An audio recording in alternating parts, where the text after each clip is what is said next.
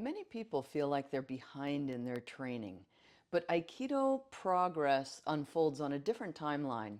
And the good news is that it's exponential. Let's dive in. The first thing to remember is that integration takes time. So to integrate and embody the principles of Aikido and even just the movements, it takes time. The nervous system needs repetition and repetition over time. And this is why attendance is so important. Steady attendance is so important. Not going when you feel like it. Going every Tuesday, Thursday, Saturday, or every Monday, Wednesday, Friday, whatever your schedule is, stick to it. Then this understanding will mature slowly. So you might not even understand what you're doing at the time, right? But what I advise people is to find a sensei or senpai whose Aikido you really like and whose Aikido you would be excited if your Aikido were exactly like theirs. Choose that person and then do everything the way that they're doing. And if they give you some advice, follow their advice. All right? And don't worry about whether it makes sense to you. I know a lot of people really hate that phrase in Aikido. You know, just train for 10 years and then think about it. Yes and no. If it's somebody whose Aikido is just incredible, then yes. Hey, sorry to interrupt the video, but some of you have been asking how you can get a copy of my book, The Teacher. The book includes a wide range of topics, including from horseback riding to Budo, the Japan experience and returning home, building intuition, attracting new students to Aikido, Aikido and nonviolence, leading by example, women in Aikido, arrogance, saying no to homogenization in Aikido, Aikido and distance teaching, body alignment, and more and more. So if you haven't purchased a copy of the book and you would like to, just head to leah-suzuki.com/book or use the link in the YouTube description below. It's available in English and it's even available in Italian actually. That's just on Amazon. And the book has, let me show you a little bit of this book. A photo of me when I first started. Can you see it? Is it showing up? Some photos of my teacher, Takeda Shihan. My first teacher, Bill Gleason Sensei in Boston. And some of you might recognize that's Gary Small Sensei taking ukemi there. More casual setting with myself and Takeda Shihan back in the 80s, hence the crazy hair. Another one of my favorite photos of Takeda Shihan. One of my favorite photos of Yamaguchi Sensei.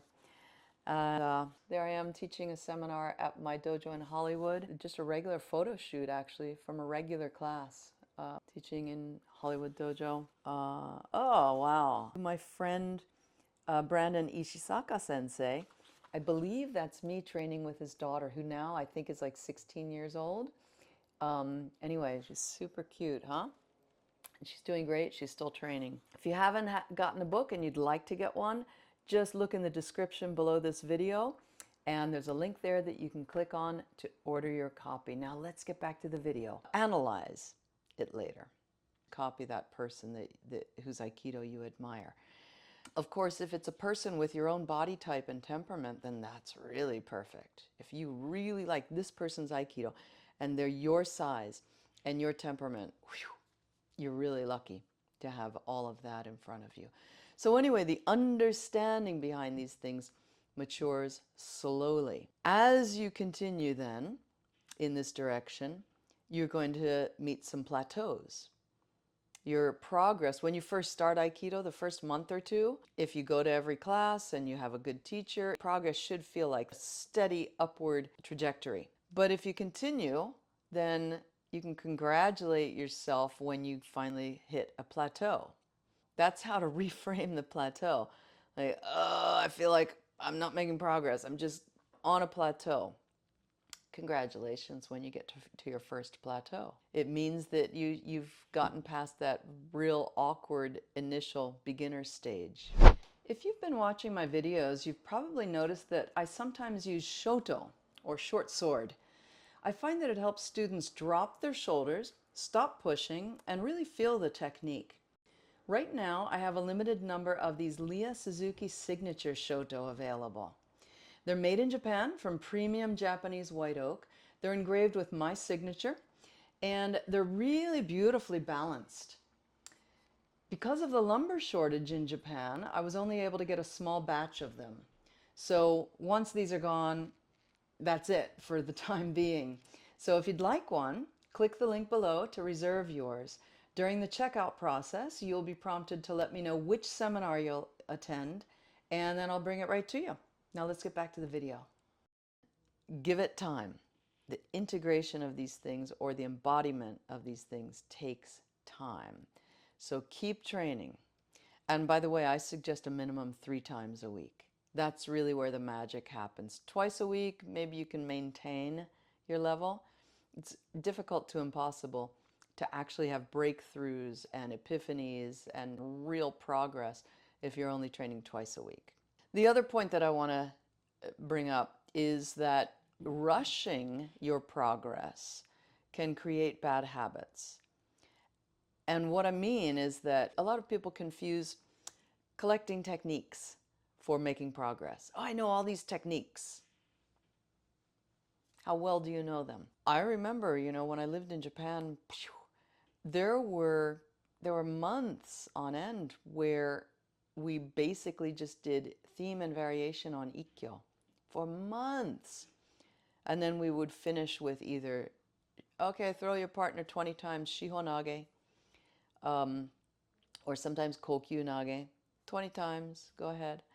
But the rest of the class, the whole hour or 90 minutes, was Ikkyo. And some nights we'd have Ikkyo and Irimi Nage, Shomanuchi Ikkyo, Shomanuchi Irimi Nage. Theme and variation, theme and variation, theme and variation. And all these different variations were so fascinating to me. And then even without the variations, you change partners. Oh, now I'm training with this person. They're shorter than me. Oh, that feels so different. This person is like way taller than me. Oh, that feels different again. So there's a lot to be said for not worrying about collecting a big variety of techniques. It's fun. It's fun to try all kinds of different techniques, but don't be afraid to just really sink your teeth into one. For a while, we were doing stemiwaza over and over and over. So much stemiwaza for a bunch of months there. So don't think that collecting techniques is equal to progress. It's not. It's a whole different thing. It's fun. You might be making progress as you collect these other techniques, or you might not. Doesn't necessarily mean you're making progress just because you know a whole lot of techniques. The other thing that happens, or can happen, if you're rushing your progress, you can end up skipping the foundation. So again, you're like, I want to learn this technique, I want to learn that technique, I want to learn this cool move, that cool move. Think about the foundation, the principle behind different classical techniques, and really, really go deep into them. When you rush your progress, or you try to artificially create progress, a lot of times you can just be accumulating tension in your body and your mind, of course, too. It always goes together. So just get to the dojo and just train and train and train and train. Try to train with everybody in the dojo and let your body absorb all of these different experiences. Don't get too analytical. All right. And the third point that I want to go into is that a deep understanding of techniques and principles is built layer by layer. For those of you who don't know, I lived and trained in Japan for almost 10 years. And so I was training with my sensei weekly. And he was quite an innovator. He still is quite an innovator. So there was always something new.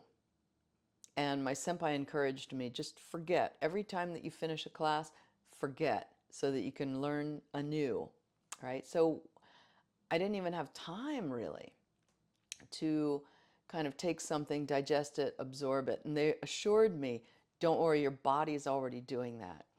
And it's really true. It really is true. Your body's like a filter.